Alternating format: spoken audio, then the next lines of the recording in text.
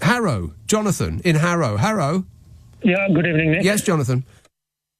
I've just come through the Croydon, well, I say just, about an hour ago, and I really don't want to bring the mood down. Oh.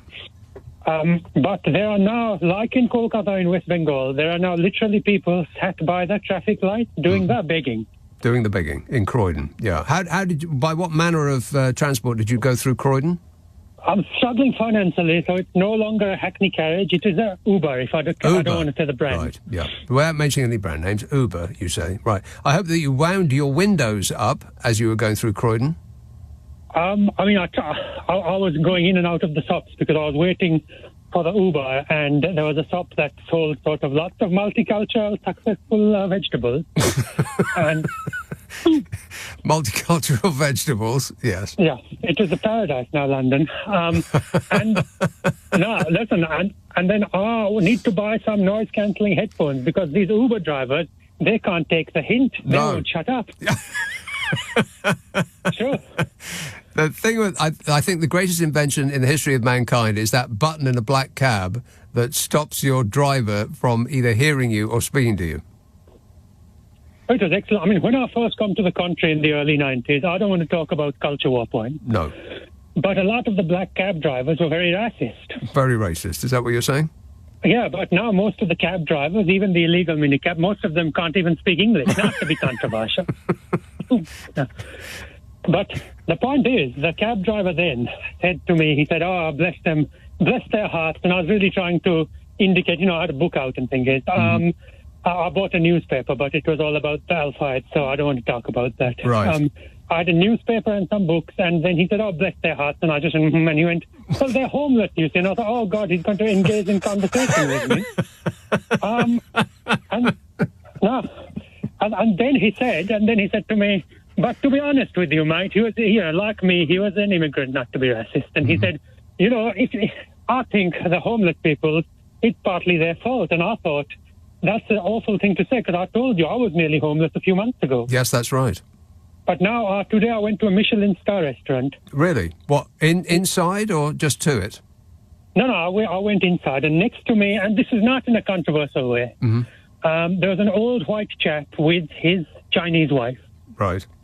And he was talking about how Hong Kong was better under the British Empire. Yeah. And again, have you watched The Bold and Bankrupt on YouTube? Have I watched what? There's a YouTuber, a little bit creepy, called The Bold and Bankrupt. The Bold and Bankrupt? No, that's a new one to me. He's a very tall English chap from the Brighton. He's not a gay, actually. Right, but he's bald. He's bald, and he goes backpacking with a chap called Backpacker Ben. Okay. And they were in India. They did a 45-minute trip, and they were just being very snide towards India. And then they went to my home city of Kolkata, and they took a hand-pulled rickshaw, and they were sniggering and going, oh, it's like when we used to rule it. And then I thought, hopefully, some of my Indian compatriots would smack them, but one of them actually just touched their feet because they're so happy to see white man. Their feet? Yeah, it's true. Can I make a couple of quick political points? Oh, no. Yes, go on then. Because, look, I used to live near underneath, when I did well financially, up-and-coming European financial people during the Brexit vote. Yes. And I never think I told you this, but they had actually, in 2016, they bought a bottle of champagne the night before, and which they were going to pop open when we chose to stay in. And then in the morning, after I voted Brexit and told none of them, there was just a forlorn champagne bottle on the shared living room table. But, it's like I voted Conservative twice. Oh. I made up for penance by voting for the Keir Starmer. And I know, without wishing to name your co-presenters by name, but you and James O'Brien, you have become like the propaganda wing of Keir Starmer. Yeah, the Keir Starmer propaganda wing, yeah. It's like, the North Korea, he has those elderly Korean women are they called muumuus or kaftans? Muumuus or a kaftan? I don't know what the difference between a muumuu and a kaftan is, but either one would look great on me. Go on.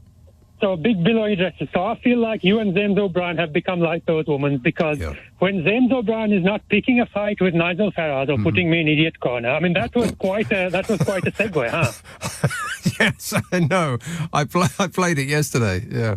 It was quite good. I couldn't listen to you yesterday. I was chasing up some. I was trying to get some more credit.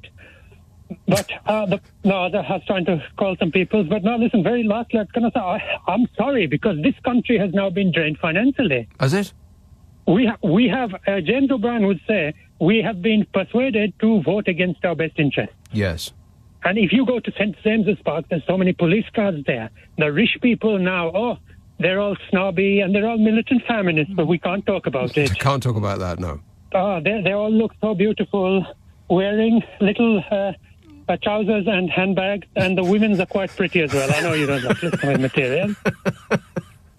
But, because, just to end, can I just say, because there are a lot of real problems that are happening now in this country. The racists are rioting and most of the young people are gay, but that's okay. I'm not gay.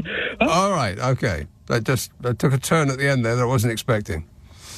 But mostly okay. Leading Britain's conversation.